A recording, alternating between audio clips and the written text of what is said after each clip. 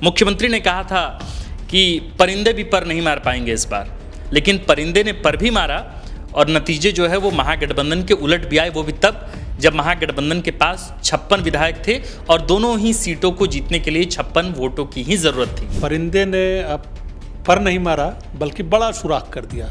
कम से कम 7 विधायकों ने क्रॉस वोटिंग की। कांग्रेस प्रभारी के राजू ने कहा है कि आरजेडी और सीपीआई एमएल ने धोखा दिया है, इस वजह से हमारी हार हुई है। ऐसा कोई प्रमाण है, साक्ष्य है, या फिर मुख्यमंत्री हेमंत सोरेन की तरफ से वो बैटिंग कर रहे हैं कि भाई जेएमएम को कुछ नहीं कहें, क्योंकि जेएमएम को अगर कहेंगे कि तो फिर सरकार चलाने में परेशानी आएगी और इसके बाद फिर मामला खराब भी हो सकता है। तो जानबूझ के ये राजद और फिर वाम दल को कह रहे हैं, या फिर वे हेमंत सोरेन को काउंटर करने से बच रहे हैं, स्ट्रेट फॉरवर्ड होकर नहीं बोल रहे? आरजेडी और इनके जो एजेंट थे उनके वोट देखने की सुविधा नहीं थी कि भैया कांग्रेस के लोग देख पाते। उनका जो एजेंट है आधिकारिक तौर पर आरजेडी का एजेंट, उसी ने देखा होगा। सीपीआई एमएल का जो एजेंट है उसी ने देखा होगा। तो क्या वाकई एक तरह से अब जो है वो कलह खुलकर राज्यसभा चुनाव के बाद सामने आ गई? नतीजे ने तो यही बताया है। इंडिया गठबंधन की सरकार, मजबूत सरकार, प्रबल एब्सोल्यूट मेजोरिटी वाली सरकार, 2/3 बहुमत वाली सरकार, आपके पास नंबर्स हैं, और अगर एकाध वोट की चूक होती, इधर उधर हार जाते, तब भी बात समझ में आती। नाथवानी जी को 30 वोट मिले, 30 लोगों ने उनके पक्ष में वोट डाले, तो 6 लोग कौन थे? क्या जिस तरीके से 56 की जगह 61 दिखाया जा रहा था, क्या ये जेएमएम का अपना एक तरीका था कि खुद को सेफ रखा जाए, खुद को नेतृत्व करता बताया जाए, और बाद में पूरा का पूरा जो जोर है या पूरा का पूरा आरोप है वो आरजेडी की तरफ शिफ्ट हो जाए, वो वामदल की तरफ शिफ्ट हो जाए? इसकी जिम्मेदारी अल्टीमेटली हेमंत सोरेन पे जाएगी और जानी चाहिए। नैतिक तौर पे आप गठबंधन के लीडर हैं, सब कुछ ठीक नहीं चल रहा है, इस बात की मुनादी है 18 जून का आया नतीजा। नमस्कार, द फोर्थ पिलर देख रहे हैं आप। हमारा नाम आकाश आनंद है।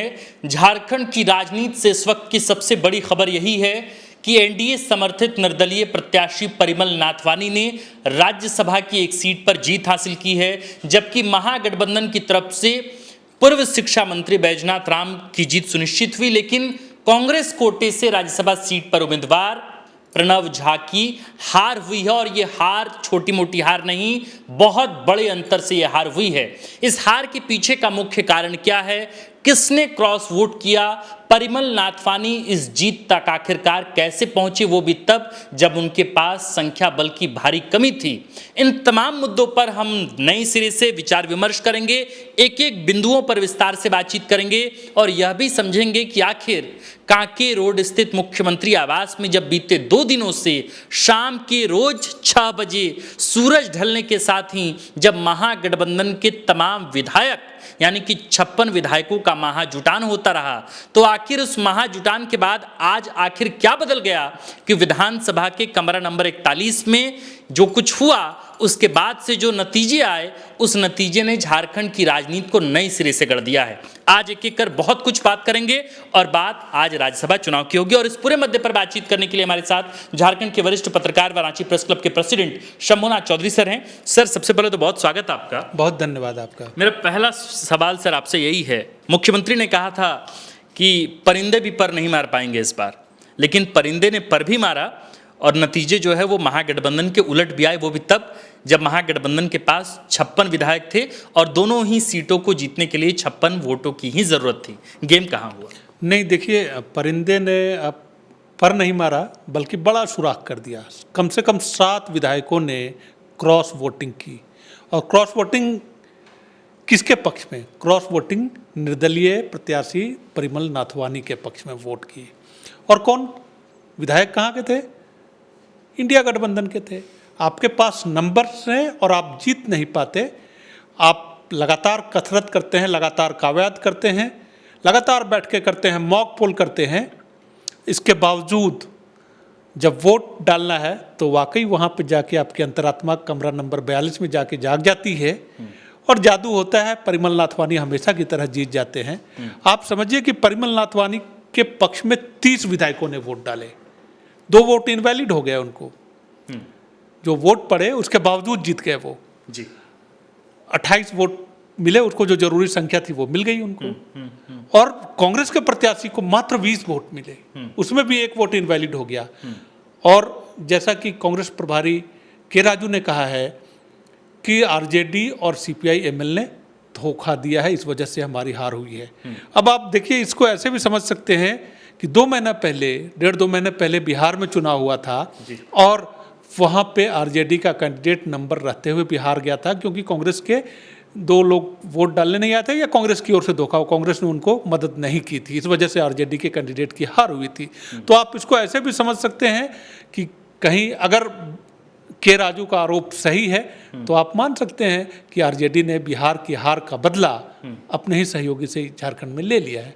मतलब के राजू ने स्पष्ट तौर पर यह तो कह दिया कि भाई हमारे कोटे से, यानी कांग्रेस कोटे से जो राज्यसभा कैंडिडेट थे प्रणव झा, उनकी हार का मुख्य कारण दरअसल वामदल और राजद है। हाँ, वो गिनती भी गिना रहे थे। उन्होंने कहा कि 16 विधायकों ने हम लोगों को वोट दिया। हाँ। हमारे जो 16 हैं, कांग्रेस के 16 में 16 दल दिया, 4 जेएमएम के विधायकों ने दिया, और चूंकि 2 जेएमएम के पास 6 एक्स्ट्रा विधायक थे। हाँ।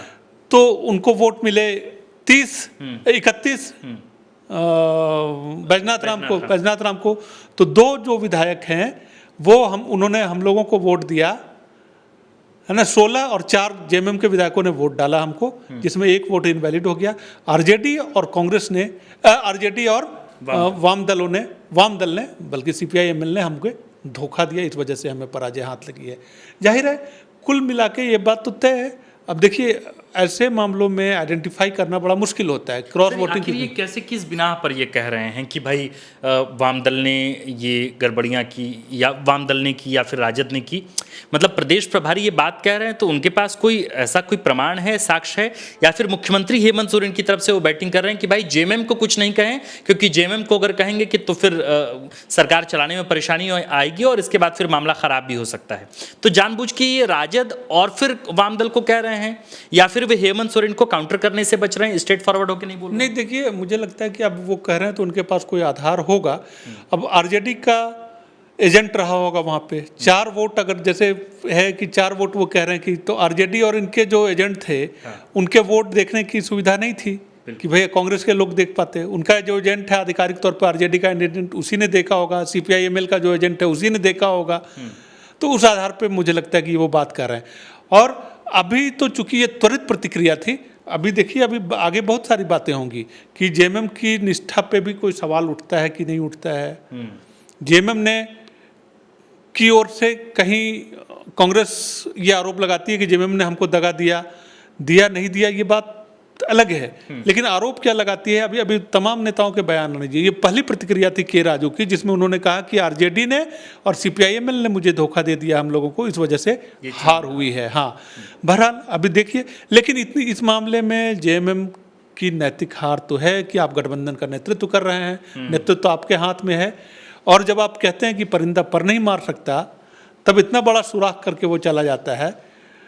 इस बात से अलर्ट होने की ज़रूरत है गठबंधन के मुखिया को कि अगर आपके किले में जब आप इस तरीके का दावा कर रहे होते हैं और मजबूती के साथ खड़े दिख रहे होते हैं, आरजेडी और जेएमएम के और कांग्रेस के दोनों के कैंडिडेट के हाथों में हाथ लेकर तस्वीर जारी करते हैं और जीत की मुद्रा में वो तस्वीर जारी होती है, उसके बावजूद अगर गठबंधन इंटैक्ट नहीं रहा, इंडिया गठबंधन इंटैक्ट नहीं रहा, तो एक नैतिक जिम्मेदारी तो नेतृत्वकर्ता पे जाती है। ये सवाल बार बार इसलिए भी आप जो बात करें, मैं उसी सवाल पर आता हूँ। जब भी जेएमएम से बात होती है तो वो कहते हैं कि भाई हमारा अलायंस कांग्रेस के साथ या बाकी लोगों के साथ झारखंड में है, बाहर नहीं है, इसलिए हम असम भी चुनाव लड़ लिए, इसलिए हम पश्चिम बंगाल में भी हम ममता बनर्जी का साथ दे आए। कांग्रेस से कहा जाता है तो कांग्रेस भी अपने बचाव में यही कहती रही है कि भाई हमारा इंटैक्ट जो है वो यहाँ है, झारखंड में है, हम बाहर जो है हो सकता है कि हम अलग तरीके से चुनाव लड़ने। तो जब झारखंड में आज जब ये चुनाव हुआ तब तो दिख गया कि भाई यहाँ भी तो वही स्थिति है कि आप लोग एक साथ नहीं हैं, चाहे वो कांग्रेस आपके साथ नहीं हो, या जेएमएम एक साथ नहीं हो, या वामदल एक साथ नहीं हो, या फिर आरजेडी एक साथ नहीं हो। तो क्या वाकई एक तरह से अब जो है वो कलह खुलकर राज्यसभा चुनाव के बाद सामने आ गई? नतीजे ने तो यही बताया नहीं, देखिए, ये एकदम बिल्कुल झारखंड की राजनीति में जो खासतौर पे हेमंत सोरेन के गवर्नमेंट का जो दूसरा जो टर्म चल रहा था, यहाँ से एक टर्निंग पॉइंट है। अविश्वास की खाई बहुत गहरी होगी गठबंधन के सहयोगियों में, और आरोप प्रत्यारोप का सिलसिला जो है वो आगे बढ़ेगा। इस बात को देखिए, तब तक जब तक आप असंदिग्ध तरीके पे सारे लोग यूनाइट दिखते हैं, तब तक तो बात ठीक रहती है। जब निष्ठा पे संदेह हो जाए और उसका प्रमाण भी आ जाए वोटों के तौर पे, यहाँ तो कोई ये की बात नहीं है ना, यहाँ तो प्रमाण आ गया सामने, तो आ जाए तो आप इस बात को तय मानिए कि किला इंटैक्ट नहीं है, आपका गठबंधन जो है वो इंटैक्ट नहीं है, उसमें कोई भी आसानी से तो नहीं कहिए लेकिन सेंधमारी हो सकती है। और ये करके दिखा दिया नाथवानी जी ने। ये कोई नाथवानी जी का करिश्मा जो है 2008 में भी हम लोग देख चुके हैं, 2014 में भी वो जीत चुके थे, कोई तीसरा कैंडिडेट ही खड़ा नहीं हुआ था और उनको सर्वदलीय मान्यता एक तरीके से मिल गई थी। लेकिन इस बार के जो हालात थे वो थोड़े अलग थे। इंडिया गठबंधन की सरकार, मजबूत सरकार, प्रबल एब्सोल्यूट मेजोरिटी वाली सरकार, 2/3 बहुमत वाली सरकार, आपके पास नंबर्स हैं, और अगर एकाध वोट की चूक होती, इधर उधर हार जाते, तब भी बात समझ में आती। नाथवानी जी को 30 वोट मिले हैं, 30 लोगों ने उनके पक्ष में वोट डाले, तो 6 लोग कौन थे?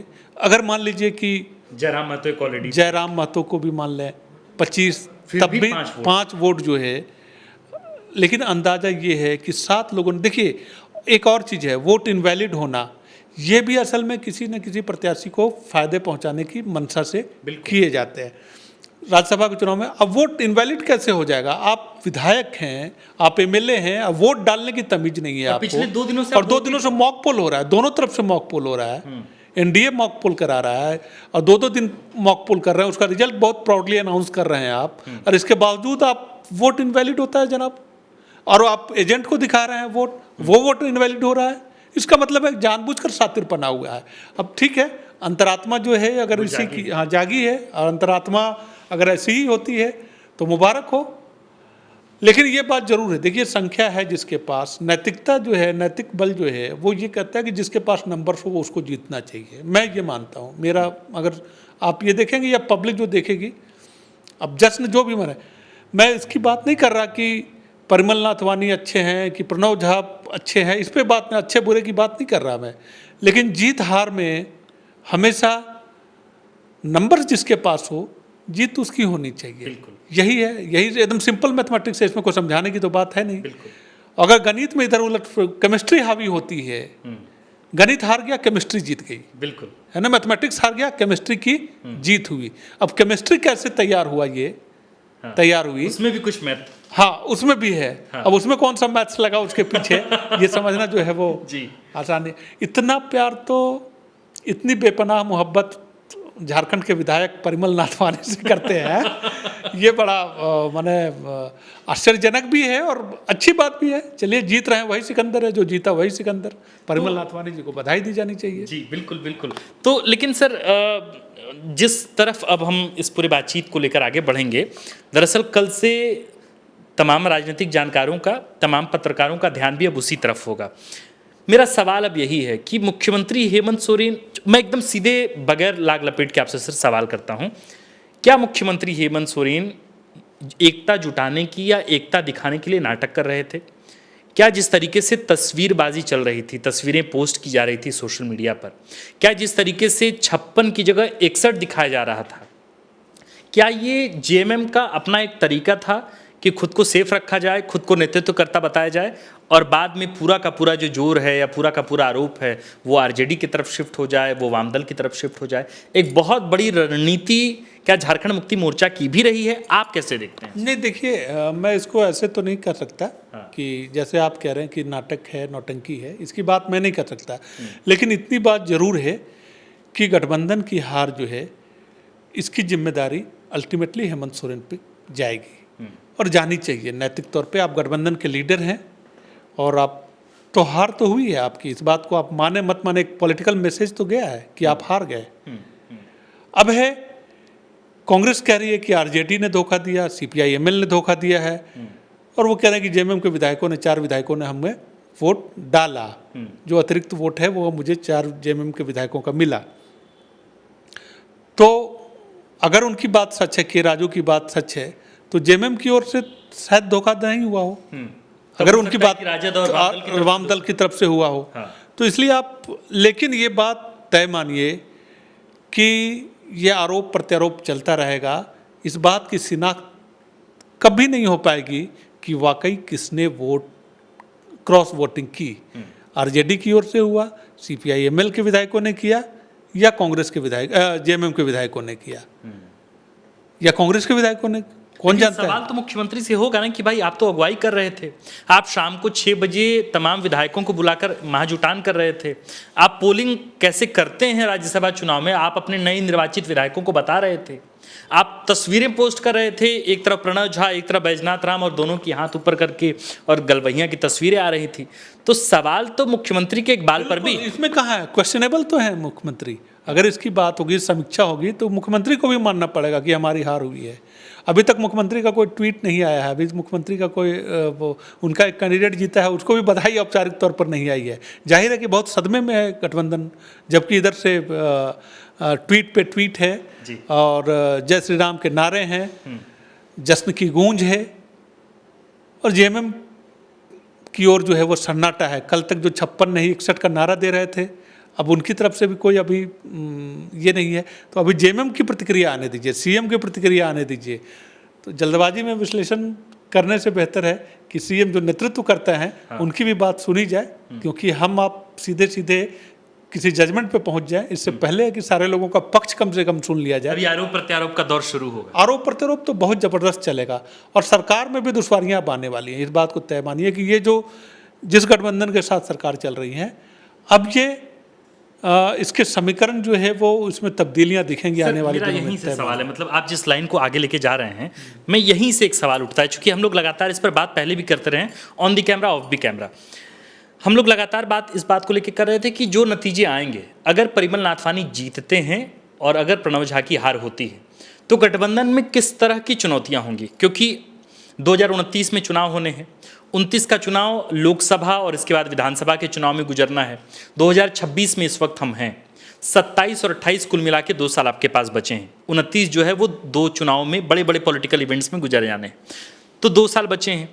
इसमें पॉलिटिकल एजेंडा भी पार्टियों को जो गठबंधन के सहयोगी हैं उनको फिट करना है, दूसरा कि अपना पॉलिटिकल स्ट्रेंथ भी मजबूत करना है, तीसरा कि गठबंधन में जो एक तरह से कमिटमेंट नहीं दिख रहा था, कम्युनिकेशन का गैप दिख रहा था, उसको भी अगर ठीक करना है। लेकिन अब जो राज्यसभा के चुनाव हुए इसमें तो कमिटमेंट की भी कमी दिखी, निष्ठा की भी कमी दिखी, कम्युनिकेशन गैप भी और आएगा, दरारें भी बहुत आएंगी। तो अब अगले 2 साल में ये सरकार कैसी चलेंगी, इसकी रूपरेखा क्या होगी? नहीं, देखिए अगले 2 साल में ये सरकार की दशा दिशा क्या होगी ये कभी तय करना बड़ा मुश्किल है, लेकिन इतना जरूर है कि जो स्मूथ सब कुछ चल रहा था, खासतौर पे 2024 की जीत के बाद और एब्सोल्यूट मेजॉरिटी, हाँ एब्सोल्यूट मेजॉरिटी के बाद कोई चैलेंज नहीं, हेमंत सोरेन अपने हिसाब से निर्णय ले रहे थे। मोर और लेस कांग्रेस और बाकी तमाम गठबंधन की ओर से कोई विरोध की कहीं कोई आवाज़ नहीं, तमाम तरीके की चीज़ें, सब कुछ स्मूथ दिख रहा था। अब जो स्मूथनेस है वो खत्म होगा, इसमें कोई दो राय नहीं है। इस बात को आप तय मानकर चलिए कि जब अविश्वास बढ़ेगा, आरोप प्रत्यारोप बढ़ेगा, खाई बढ़ेगी, अविश्वास पैदा होगा, तो जाहिर है कि सरकार के प्रदर्शन पे राजनीतिक तौर पे असर तो पड़ेगा ही, बाकी सारी चीज़ों को भी लेकर। अच्छा देखिए, बात होती रही है कि भाई हेमंत सोरेन के साथ आज कांग्रेस छोड़ दे तो क्या होगा, तो तब भी लोग कहते हैं कि वो आसानी से सरजू राय ने फार्मूला दिया था, जयराम महतो ने फार्मूला दिया था कि आप कांग्रेस को छोड़ दीजिएगा, तब बगैर बीजेपी के सहयोग के आप सरकार बना लीजिएगा, है ना। अब है कि कांग्रेस मुख्यमंत्री को सपोर्ट जारी रखती है कि नहीं रखती है, उसी तरीके से रखती है कि नहीं, ये इन बातों की समीक्षा होगी, इस पर बात तो जरूर होगी, इसमें कोई दो राय नहीं है कि भाई हम किस तरीके से हेमंत सोरेन गवर्नमेंट के साथ कंटिन्यू करें, और कंटिन्यू करें तो किन शर्तों के साथ करेंगे, ये कांग्रेस का कैंप जो है वो समीक्षा करेगा। इस बात को तय मानिए, क्योंकि कोई भी जो नतीजा है, नंबर रहते हुए जब आप हार जाते हैं, प्रणव झा जो है वो मामूली उम्मीदवार के तौर पर नहीं देखा जाना चाहिए उनको, वो कांग्रेस के राष्ट्रीय अध्यक्ष उनका ऑफिस संभालते हैं, है ना, उनके पॉलिटिकल अफेयर्स के मामलों को देखते हैं प्रणव झा। हाँ, तो उस जगह पे बैठने वाला आदमी जो सीधे कांग्रेस के मुख्यालय से भेजा गया है आदमी, और झारखंड में हार जाता है संख्या बल रहते हुए, तो कांग्रेस तो समीक्षा करेगी, इसमें कोई दो राय नहीं है। अब वो सपोर्ट जारी रखती है गवर्नमेंट का, नहीं रखती है, कैसे क्या है, इसको लेके अब बातें तो तमाम होंगी, समीक्षा होगी। मैं ये नहीं कहता कि हाँ कांग्रेस समर्थन वापस ले लेगी, कांग्रेस की भी अपनी मजबूरियां हैं, क्योंकि उसको अगर जीवित रहना है झारखंड में, तो उसके साथ भी है कि उसका अपना स्ट्रेंथ तो कम से कम ऐसा नहीं है कि वो अपने बूते जो है वो कह दे कि हाँ आज हेमंत सोरेन गवर्नमेंट से सब सपोर्ट वापस लेते हैं और कांग्रेस बची रह जाएगी। ये भी संभव नहीं। ये भी संभव नहीं है। कांग्रेस जो है, कांग्रेस में 16 में से 16 कांग्रेसी हैं, इस बात पे भी सवाल है। अभी कह तो रहे हैं कि हमको 16 कांग्रेस के लोगों ने वोट दिया, लेकिन अब पता तो नहीं लगा पाएगा। हो सकता है कांग्रेस प्रमाण भी नहीं हो। अब किसने, हालांकि कांग्रेस, चूंकि अब के राजू ने खुद सबके वोट देखे होंगे, इसलिए गुंजाइश इस बात की कम दिखती है कि किसी ने, कांग्रेस के लोगों ने वहां पे दगाबाजी की होगी। दिखाना मजबूरी था कि भाई आप के राजू को दिखाना है। अब के राजू की निष्ठा पे तो संदेह नहीं कर सकते, क्योंकि वो सीधे तौर पे आरोप लगा रहे हैं। इसलिए इस बात को तय मानिए कि कांग्रेस के 16 विधायकों ने मन से या गैर मन से वोट तो दिया अपने प्रत्याशी को, जैसे भी दिया, वोट दिया। अब खेल दरअसल इधर से हुआ है, इसमें कोई दो राय नहीं है। और के राजू को की माने तो आरजेडी ने और सीपीआईएमएल ने किया। आरजेडी ने अगर किया है तो इसकी ठोस वजह भी दिखती है, क्योंकि बिहार का एंगल है। क्योंकि आपने, कांग्रेस जो आज कह रही है कि आरजेडी ने धोखा दिया, आपने बिहार में उनको धोखा दिया। बिल्कुल, तो बराबर हो गया मामला। तो भाई आप टिट फॉर टैट जो है वो झेलने को तो तैयार रहना पड़ता है ना। जैसा करेंगे आप ऐसा करेंगे सर। लेकिन कुछ कॉन्फ्लिक्ट्स भी बहुत दिखे, कुछ क्या मतलब बहुत ही कॉन्फ्लिक्ट्स दिखे, और छोटे मोटे कॉन्फ्लिक्ट्स नहीं थे। राज्यसभा के चुनाव की सुगबुगाहट से पहले से लेकर अब तक, हाल के दिनों में हमने देखा जब नॉमिनेशन दाखिल किया जा रहा था, तब भी कांग्रेस के जो विधायक थे या कांग्रेस के जो नेतागण थे, जब परिमल नाथवानी के नॉमिनेशन को लेकर कहा गया कि मामला उसमें कुछ गड़बड़ है, तब भी कांग्रेस के विधायक जिस तरीके से एग्रेसिव दिख रहे थे, ऐसा लग रहा था कि उनका स्वाभाविक गुस्सा जो है वो झारखंड मुक्ति मोर्चा की तरफ है। उनमें से तो बाकायदा एक मंत्री ने यहाँ तक कह दिया कि भाई विधानसभा के जो सबसे बड़े नेता हैं, जो अध्यक्ष हैं, जो मुखिया हैं, वही नहीं हैं। ये इसके अलावा विधानसभा के कर्मियों पर भी सवाल थे, सचिवालय के अंदर जो लोग थे उन पर भी सवाल था। दूसरा कि परिमल नाथवानी ने मुख्यमंत्री हेमंत सोरेन से मुलाकात भी की थी, तब कांग्रेस की धड़कनें भी तेज हुई थी। तो क्या झारखंड मुक्ति मोर्चा और कांग्रेस के बीच भले ही लोग आपसी बातचीत में ये कहें कि हमारे बीच सब कुछ ठीक है, लेकिन एक्शन से कुछ आप देख पा रहे हैं कि नहीं?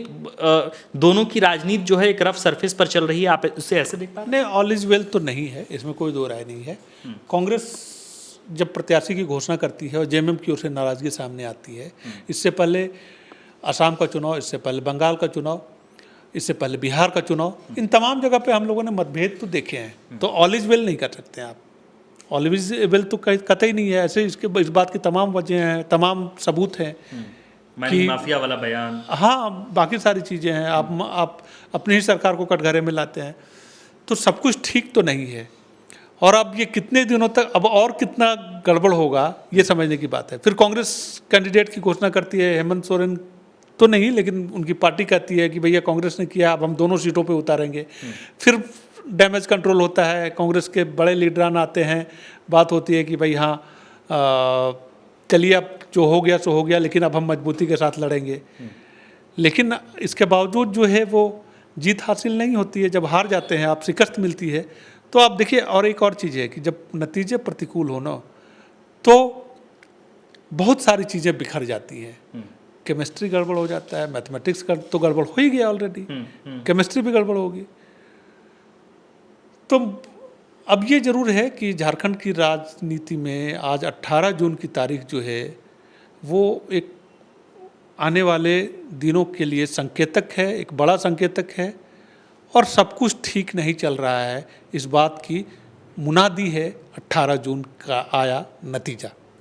बहुत शानदार। तो सर ने कहा कि भाई 18 जून का जो नतीजा है वो बाजा फाड़ कर ये कह रहा है कि इस नतीजे से अब झारखंड की राजनीति पर बड़ा गहरा असर पड़ेगा, और असर की शुरुआत आने वाले दिनों में तो देखने को मिलेगी, लेकिन इसकी शुरुआत तो अभी से हो गई। और विधानसभा के परिसर से हुई, जब प्रभारी के राजू ने साफ तौर पर कांग्रेस प्रत्याशी के हार का मुख्य कारण राजद को बताया, वाम दल को बताया। लेकिन अभी केवल इस बयान पर ही हमें आश्रित नहीं रहना है, क्योंकि अभी ढेरों बयान जो है वो अलग अलग खेमों से आने बाकी हैं। जैसे सीपी सिंह ने कहा है कि कांग्रेस के एक वरीय मंत्री ने, वरीय नहीं लेकिन एक मंत्री ने भी क्रॉस वोटिंग किया है, कांग्रेस के लोगों ने भी क्रॉस वोटिंग की है। तो सवाल फिर, जब सीपी सिंह हैं, 6-7 बार के विधायक हैं रांची से, वे भी इस तरह की बातें कर रहे हैं, तो सवाल जो है वो के राजू के बयान पर भी है, सवाल बीजेपी के बयान पर भी है। तो अभी बहुत से सवाल जवाब होने बाकी हैं। अभी राजनीति जो है वो अपने नए रंग बिखेरेगी। झारखंड की सियासत पर पैनी नजर रखनी होगी, और इसलिए रखनी होगी क्योंकि यहाँ भी 2 साल 3 साल बाद जो है वो चुनावी मौसम जो है वो आएगा। फिलहाल जो है नए नए रूप जो है वो राजनीति के देखने को मिल रहे हैं, जिनमें से आज एक रूप देखने को मिला है कि जब संख्या बल रहते हुए महागठबंधन का समर्थित प्रत्याशी, कांग्रेस कोटे का प्रत्याशी, दिल्ली से आया एक प्रत्याशी जिसका कनेक्शन बोकारो से भी रहा और जिसका कनेक्शन गोड्डा के ठीक बगल वाले जिले भागलपुर से भी रहा, कहलगांव के रहने वाले प्रणव झा चुनाव हार गए हैं। तो आप इस पूरे जीत और हार के इस पूरे प्रकरण को कैसे देखते हैं, आप हमें कमेंट पे लिखकर जरूर बताएं। बाकी आप देख रहे थे द फोर्थ पिलर। हमारा नाम आकाश आनंद है, कैमरे के पीछे है मनीष, और हमारे साथ बातचीत करने के लिए मौजूद थे झारखंड के वरिष्ठ पत्रकार, वरांची प्रेस क्लब के प्रेसिडेंट शंभुनाथ चौधरी सर। शुक्रिया। बहुत धन्यवाद आपका।